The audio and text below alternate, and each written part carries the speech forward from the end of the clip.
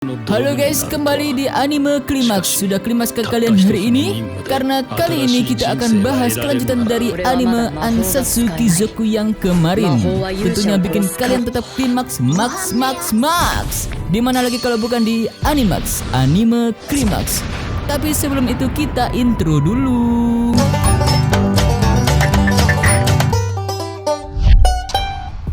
Berlanjut di episode ini, kita diperlihatkan obrolan sang dewi dengan pria di awal cerita. Terlihat mereka sedang membahas tentang dua pilihan antara hidup kembali menjadi manusia biasa atau hidup kembali di dunia sihir tanpa kehilangan ingatan dari dunia sebelumnya, dan dengan membawa sebuah misi dari dewi. Di dalam obrolan itu, sang pria meminta penjelasan tentang maksud dari sang dewi. Lalu sang dewi menjelaskan bahwa dia hanya memiliki batas waktu selama 18 tahun untuk membunuh sang pahlawan. Pria itu pun bingung karena dia harus membunuh sang pahlawan, yang mana pahlawan seharusnya adalah orang yang baik atau orang yang terpilih, yang memiliki kekuatan istimewa, dan bukan orang yang biasa. Setelah pahlawan mengalahkan Raja Iblis, dia akan merusak dunia tersebut, kata si dewi. Maka setelah pahlawan tersebut mengalahkan Raja Iblis, pria itu harus segera membunuhnya di waktu itu juga, atau dunia sihir itu akan hancur. Sang dewi pun memberikan kemampuan spesial kepada pria tersebut. Diberilah ia pilihan untuk memilih beberapa kartu kemampuan, yang mana jika pahlawan memiliki 30 kemampuan luar biasa tingkat S, sedangkan dia hanya dapat memilih 5 kemampuan khusus. Dan disitulah sang pria mulai memilih dan memikirkannya dengan teliti juga matang. Karena kartu-kartu kemampuan yang dia pilih terdiri dari kartu dengan level S sampai dengan D, sedangkan yang dimiliki pahlawan 30 kemampuan atau skill dengan level S semua. Dengan sabar, sang pria memilih 5 kartu pilihannya, hingga ia memiliki 5 kartu pilihannya, yaitu kartu S sebagai pemulihan luar biasa, lalu kartu A sebagai kemampuan membuat sihir, dan kartu B sebagai lampaui batas pertumbuhan, lalu kartu C sebagai kemampuan bela diri. Tetapi kartu kelima tidak diperlihatkan di sini. Pria itu heran kenapa kartu kelima ditaruh di D, karena menurutnya kemampuannya sangatlah berguna. Setelah memilih kemampuan tersebut, akhirnya pria tersebut berinkarnasi menjadi bayi di keluarga bangsawan yang bertugas sebagai pembunuh atau Ansatsu di kerajaan Alvan, yaitu keluarga Baron Tua HD, dengan ibu yang cantik bernama Echiru Tua HD dan ayah yang berkarisma bernama Chian Tua HD. Disitulah pria itu memiliki tekad untuk menjalani hidup untuk mendapat kebahagiaan yang tidak didapatkan di kehidupan sebelumnya. Di keluarga tersebut, dia menjadi anak laki-laki tampan berambut perak yang bernama Luke Tua HD, putra dari keluarga bangsawan Baron Tua HD. Ayahnya memiliki tekad untuk menjaga anaknya dan membesarkannya menjadi penerus keluarga Tua HD sebagai pembunuh atau Ansatsu terbaik, yang mana hal ini sangatlah menguntungkan karena profesi yang sama di dunia sebelumnya. Singkat cerita, Luke yang saat ini telah berumur 6 tahun sedang melatih skill memanahnya di hutan untuk berburu kelinci bertanduk rusa. Dia hanya butuh satu serangan tepat di kepala kelinci tersebut langsung mati, dan dia membawa daging kelinci tersebut di rumah untuk dimasaknya sendiri sebagai hidangan makanan di rumah. Di sini kita diperlihatkan skill memasak Luke yang tidak biasa dan terlihat seperti halnya chef profesional. Luke memasak dengan ilmu pengetahuan yang ia miliki di kehidupan sebelumnya. Ia pun menghadirkan menu spesial yang tentunya sangatlah lezat. Luke pun dipuji oleh kedua orang tuanya atas hidangan makanan yang dibuatnya. Hal ini dikarenakan Luke sebagai pembunuh pro di dunia sebelumnya sering berlatih memasak untuk keperluan menyamar sebagai chef demi menggapai targetnya. Sembari keluarga Luke menyantap makanan, mereka berpikiran kalau makanan tersebut bisa ditunjukkan ke penduduk sekitar pada festival panen tahun ini, dan menjadikan hidangan buatan Luke sebagai hidangan khas kediaman Tua HD.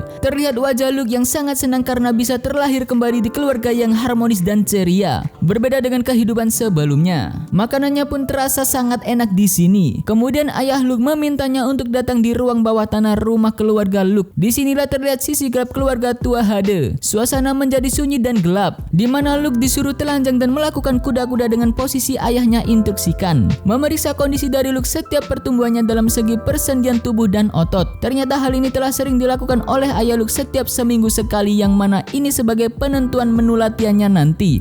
Tak disangka-sangka ternyata keluarga tersebut juga merupakan keluarga medis terbaik di kerajaan Alvan, Baron Tua HD.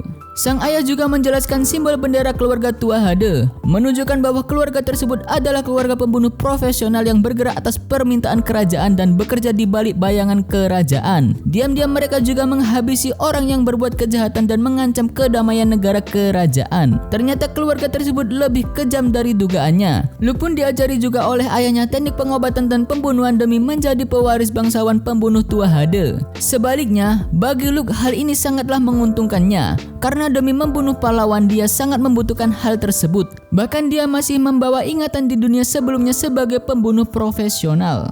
Setelah latihannya selesai, Luke akhirnya diberikan warisan oleh ayahnya berupa mata mistik Tua Hade, yang mana dia harus melakukan operasi terlebih dahulu. Seusai operasi mata, Luke terlihat diperban sembari disuapi ibunya yang cantik. Ayahnya Cian datang untuk melihat kondisi mata Luke. Dia bilang kalau perbannya sudah boleh dibuka. Saat perban matanya dibuka, Luke tertegun menyadari kemampuan melihatnya berkembang pesat. Bahkan mata tersebut bisa melihat sesuatu dengan jelas dari jauh dan juga mampu melihat dalam kegelapan. Lebih hebat lagi, dia mampu melihat aura kekuatan sihir seseorang lewat mata tersebut. Ayahnya juga berkata bahwa dia sudah mengabulkan permintaan Luke, yaitu mendatangkan pelatih sihir untuk mengajarkan sihir padanya. Sebelum bertemu pelatih sihirnya, Luke tiba-tiba didandani oleh ibunya dengan memakaikannya baju wanita yang terlihat lucu. Hal ini karena kebiasaan ibunya Luke yang memanglah aneh, dengan mendandani anak laki-lakinya agar terlihat lucu dan imut. Setelah itu sang pelatih sihirnya pun datang dan Luke bersama dengan ayahnya bersiap untuk menyambutnya. Begitu sang pelatih keluar dari kereta kuda, dia memperkenalkan diri sebagai pelatih Luke dari keluarga Vicuni. Ia menyebutkan kalau dia penyihir terbaik di kerajaan Schweigel. Di dalam batin Luke, dia kaget juga menggerutu karena ternyata pelatih yang akan melatihnya ilmu sihir ternyata seorang anak perempuan dan terlihat seperti bocah biasa saja. Begitu pula sang pelatih yang kaget melihat penampilan Luke yang dikiranya sudah cukup matang ternyata masih bocah. Si pelatih pun menyeletuk kalau Luke ia sangka anak laki-laki tapi berdandan layaknya anak perempuan. Sang pelatih pun ternyata bisa membaca pikiran Luke. Dia tahu kalau Luke sedang meremehkannya. Setelah tahu diremehkan, dia merapalkan sihir dan menghasilkan sebuah ledakan yang dahsyatnya bukan main. Luke dan Cian pun dibuat tercengang melongo. Pada akhirnya wanita itu memperkenalkan diri dengan sihir ledakan di belakangnya sehingga tampak pro dan keren. Nama pelatih tersebut adalah Dia Viconi. Oke, sekian dulu pembahasan anime kali ini. Semoga kalian sehat selalu dan banyak rezekinya. Dan jangan lupa untuk subscribe, like, and komen di bawah ya guys, karena komen kalian sangat berarti untuk perkembangan channel ini. Oh ya, kalian juga bisa request anime apa yang mau dibahas selanjutnya, yang ternyata bikin kalian jadi klimaks max. Thanks for watching and trots.